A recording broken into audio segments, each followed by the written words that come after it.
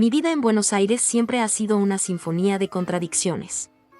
Por un lado, la constante prisa de la ciudad, el ruido del tráfico en la avenida Corrientes, el zumbido de mi máquina de coser que nunca se detiene. Por otro, el silencio de mi apartamento, mi refugio, mi pequeño mundo de telas, bocetos y patrones. Me llamo Camila, y mi trabajo como diseñadora de moda es mi pasión, mi lienzo en blanco. Siempre he creído en la magia de las historias, en la forma en que los hilos del destino se tejen para crear un tapiz único. Pero nunca imaginé que mi propia historia sería una novela con un prólogo perfecto y un final escrito de antemano. Un amor en cuenta regresiva. Todo comenzó una tarde de primavera en el barrio de San Telmo. El aire olía a asado y a flores recién cortadas. Estaba buscando inspiración en una feria de antigüedades, de esas que te transportan a otra época con solo un vistazo. Mis ojos buscaban un patrón, un color, una forma que pudiera encender la chispa de mi próxima colección. Caminaba entre puestos llenos de objetos olvidados, de muebles viejos que susurraban secretos, y el murmullo de las conversaciones me servía de banda sonora. Fue en ese momento, en medio de ese caos ordenado, que lo vi. Estaba sentado en un pequeño taburete de madera, con las piernas cruzadas, dibujando en un cuaderno con una concentración que me cautivó. Su cabello era oscuro y un poco desordenado, y una barba de unos días le cubría la barbilla. Sus manos, que sostenían el lápiz con una delicadeza increíble, eran largas y delgadas, con dedos que parecían hechos para crear. Había algo en su aura, una melancolía sutil, que me atrajo de inmediato. Me sentí como si lo hubiera conocido en otra vida, como si su presencia fuera un eco de un recuerdo que no sabía que tenía. Me acerqué a su puesto, fingiendo interés en unos viejos grabados. Él levantó la vista, y sus ojos, de un color miel profundo, me miraron con una chispa de curiosidad. Me dijo que se llamaba Mateo y que era ilustrador. Me mostró sus dibujos, y cada uno era una ventana a un mundo de fantasía, de sueños y de emociones. Sus ilustraciones eran una mezcla de realismo y surrealismo, con personajes que parecían sacados de un cuento de hadas. No eran solo dibujos, eran historias. Me sentí extrañamente conectada a su arte, como si sus dibujos hablaran un idioma que yo entendía. Hablamos durante horas, sin darnos cuenta del tiempo, de la gente, del mundo a nuestro alrededor. Le conté sobre mi trabajo, sobre mi amor por la moda, sobre mi sueño de crear diseños que contaran historias. Él me habló de su pasión por la ilustración, de su sueño de publicar un libro para niños, de su fascinación por los detalles ocultos en lo cotidiano.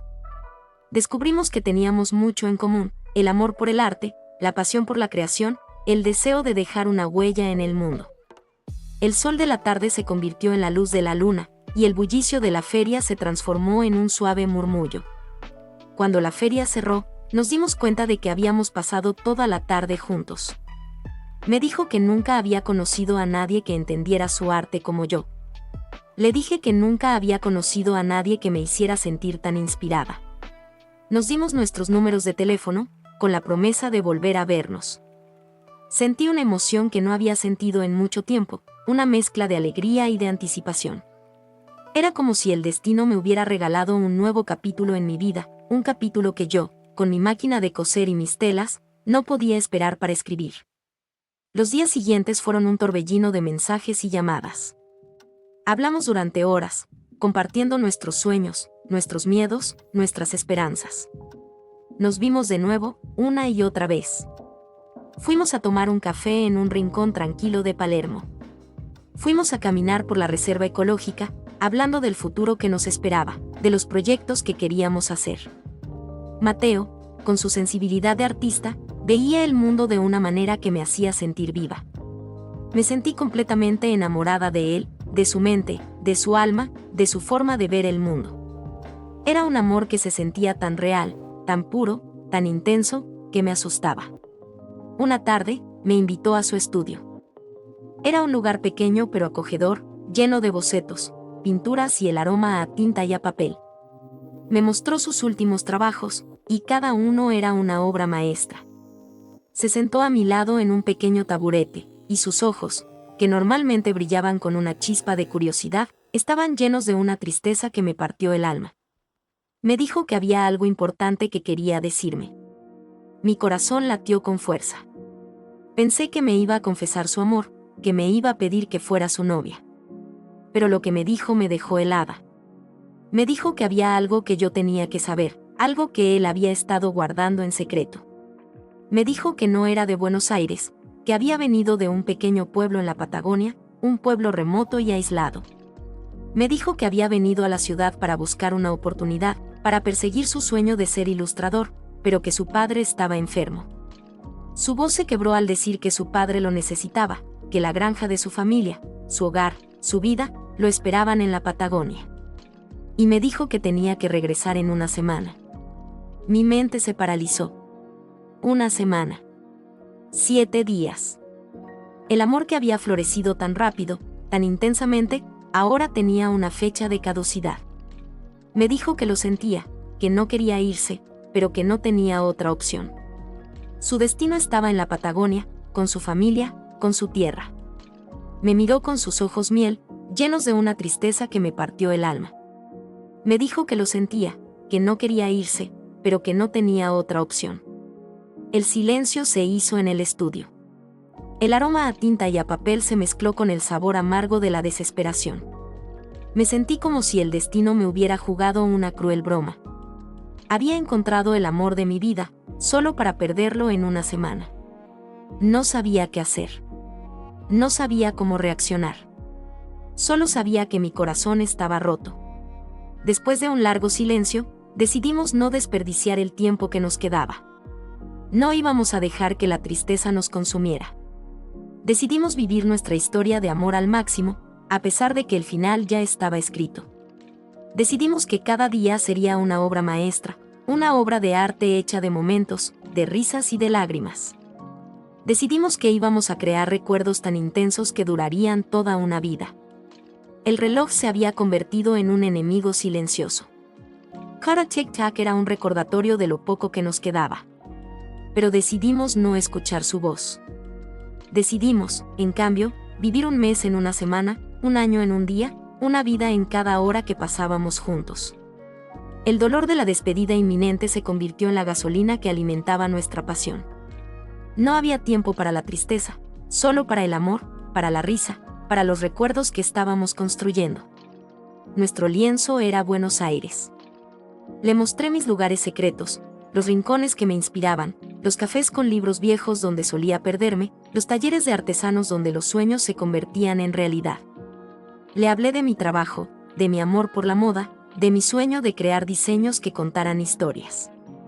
Él, con su cuaderno y su lápiz, dibujaba el mundo a su alrededor, capturando la esencia de la ciudad, la luz, las sombras, el alma de Buenos Aires.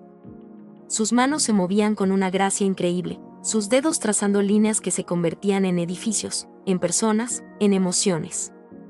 Para darle un sentido más profundo a nuestro tiempo juntos, decidimos colaborar en un proyecto, una obra de arte que sería un testimonio de nuestro amor. Yo, con mis telas y mis bocetos, diseñé un vestido. Un vestido que no era solo una prenda, sino una historia.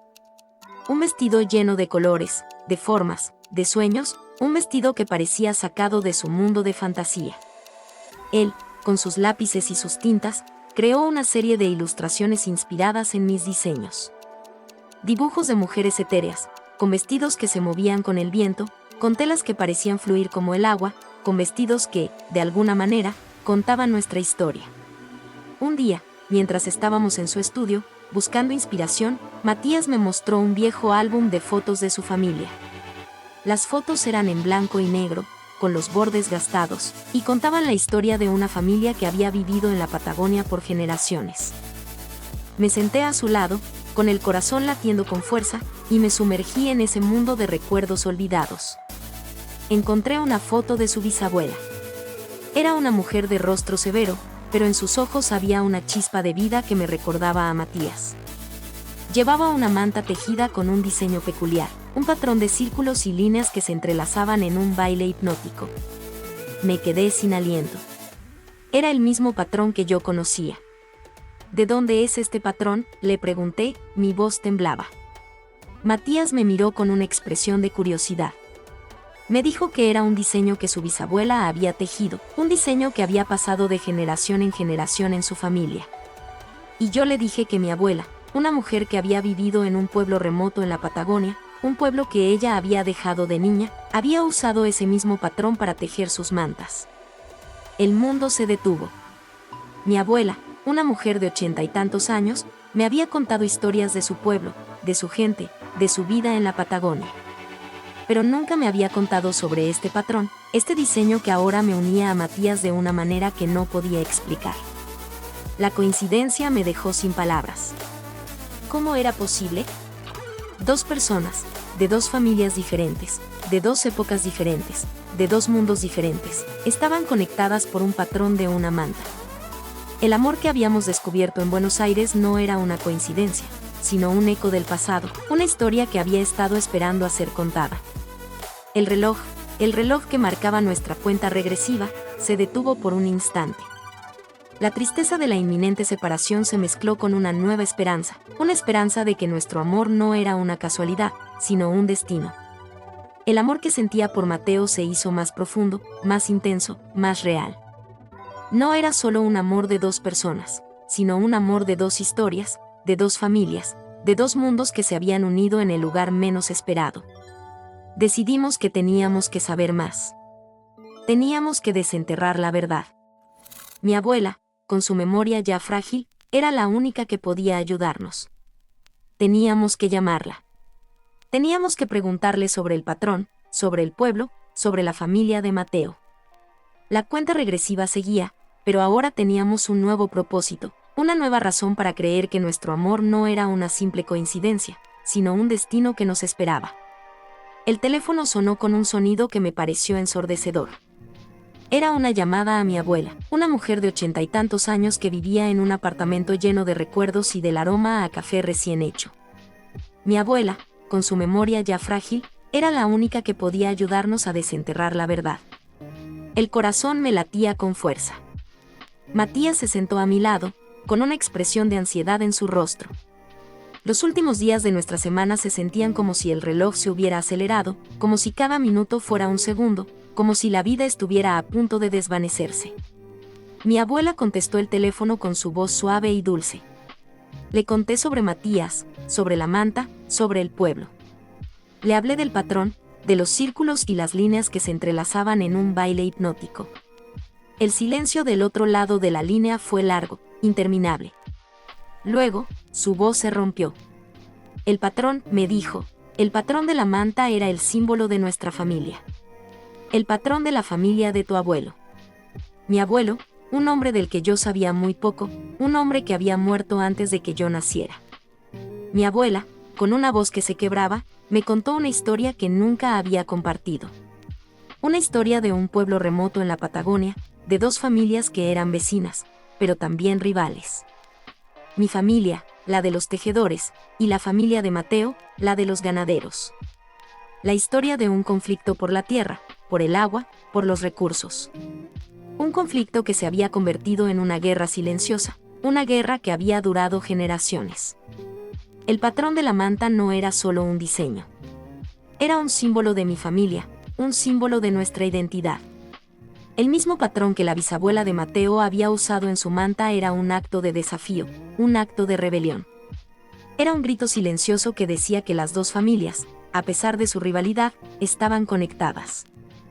Que había un hilo invisible que las unía. Mi abuela, con una voz llena de dolor, me contó sobre la bisabuela de Matías.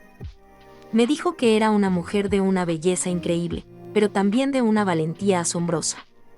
Me dijo que, a pesar de la guerra silenciosa, la bisabuela de Matías, una mujer llamada Elena, había tratado de tender un puente entre las dos familias. Había intentado reconciliarlas, había intentado poner fin a la guerra.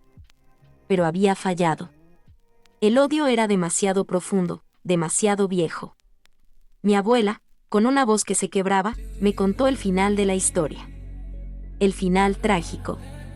La guerra silenciosa se había convertido en una guerra real.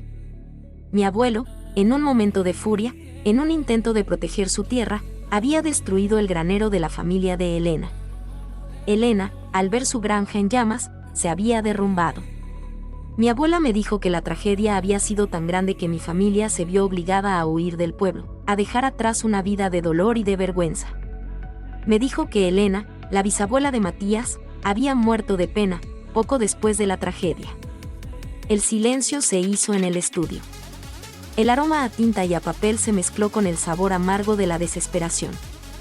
El amor que había florecido tan rápido, tan intensamente, ahora tenía una historia de odio y de traición en su ADN. Mateo, al escuchar la historia, se quedó en silencio. Sus ojos, que normalmente brillaban con una chispa de curiosidad, estaban llenos de una tristeza que me partió el alma. Él, el descendiente de la familia de los ganaderos, y yo, la descendiente de la familia de los tejedores. Dos familias, dos historias, dos mundos que se habían unido en el lugar menos esperado, en un amor que ahora parecía estar maldito. La semana, nuestra semana, se estaba terminando. El reloj que había marcado nuestra cuenta regresiva, ahora se sentía como si estuviera contando los últimos segundos de nuestra historia. La tristeza de la inminente separación se había mezclado con el dolor de una historia de odio que nos unía de una manera que no podía explicar. Pero mi abuela me dio una última pista. Me dijo que Elena, la bisabuela de Matías, había dejado un legado. Un legado que no era de odio, sino de amor. Me dijo que Elena, antes de morir, había escondido algo. Algo que contenía la verdad completa, la verdad que ni mi abuela, ni nadie en su familia, había conocido. Me dijo que era un tesoro que había sido escondido en la granja de Matías. La granja, el lugar donde Matías tenía que volver. El reloj había dejado de ser un enemigo para convertirse en un testigo. Había llegado el día de la despedida. El sol de Buenos Aires se sentía diferente, más frío, más distante. Me preparé para el adiós, pero algo en mi corazón me decía que no era el final. El amor que sentía por Mateo, la historia que habíamos desenterrado, era más grande que una semana, más fuerte que el tiempo, más poderosa que el dolor de dos familias. Cuando Matías se preparaba para tomar el autobús, lo miré y le dije que no podía dejarlo ir solo. Le dije que nuestra historia no era un cuento de hadas con un final trágico, sino un misterio que teníamos que resolver juntos. Le dije que mi destino no estaba en Buenos Aires, con mis telas y mis bocetos, sino en la Patagonia, con él. Sus ojos se llenaron de lágrimas, pero no de tristeza, sino de alegría. Me tomó de la mano y me dijo que mi amor era la única cosa que lo mantenía cuerdo. El viaje a la Patagonia fue largo. El paisaje de la ciudad se transformó en un lienzo de montañas nevadas, de lagos de un azul profundo, de un cielo infinito que se extendía hasta el horizonte.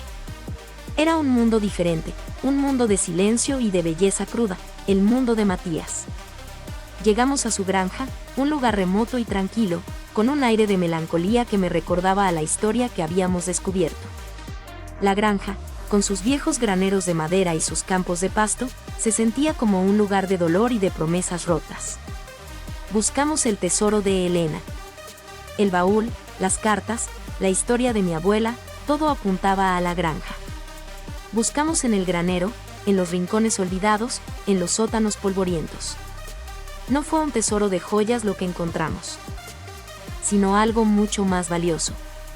Debajo de una tabla suelta en el suelo del granero, encontramos una caja de madera, gastada por el tiempo, pero con un candado que, de alguna manera, se sentía familiar. Matías, con sus manos largas y delgadas, rompió el candado. Dentro, había un diario. Un diario de Elena, la bisabuela de Matías. El diario de Elena nos reveló la verdad completa, una verdad que ni mi abuela, ni nadie en sus familias, había conocido. El conflicto entre las dos familias no había sido un accidente, sino una mentira sembrada por un tercero, un poderoso terrateniente que quería apoderarse de sus tierras. El patrón de la manta no era un símbolo de odio, sino un símbolo de un amor prohibido. Elena y mi abuelo, el abuelo del que yo sabía tan poco, se habían enamorado. Eran amantes secretos, y el patrón de la manta era un código, un símbolo de su amor. El día del incendio, mi abuelo no había incendiado el granero de Elena en un ataque de furia. El incendio había sido un acto de sabotaje del terrateniente, un intento de incriminar a mi abuelo y de separar a las dos familias para siempre. Elena, Al ver el granero en llamas y a mi abuelo culpado por un crimen que no había cometido, se había derrumbado. Murió no de un corazón roto por una rivalidad, sino por un corazón roto por un amor perdido y por la impotencia de ver a su amado destruido. La historia de odio era en realidad una historia de amor, un amor que había sido sacrificado por la avaricia y la traición. El diario de Elena se cerró. El silencio en el granero era diferente ahora, no era el silencio de la melancolía, sino el silencio de la paz, de la verdad. Matías y yo nos miramos, y en nuestros ojos vi una nueva comprensión. Nuestro amor no era una historia de dos extraños, sino la segunda oportunidad de un amor que había sido trágicamente interrumpido. El amor de Santiago y Elena, el amor de Matías y Camila, dos historias, dos familias, dos mundos que se habían unido en el lugar más inesperado. La historia de amor que había comenzado con una cuenta regresiva se convirtió en un amor que duraría toda una vida. Decidí quedarme en la Patagonia, con Matías, con su familia, con el recuerdo de Elena y mi abuelo. Con mi máquina de coser y mis telas, abrí un pequeño taller en el pueblo, creando diseños inspirados en las historias de las dos familias. Matías, con sus lápices y sus tintas, dibujaba el mundo que nos rodeaba, el mundo que ahora era nuestro hogar.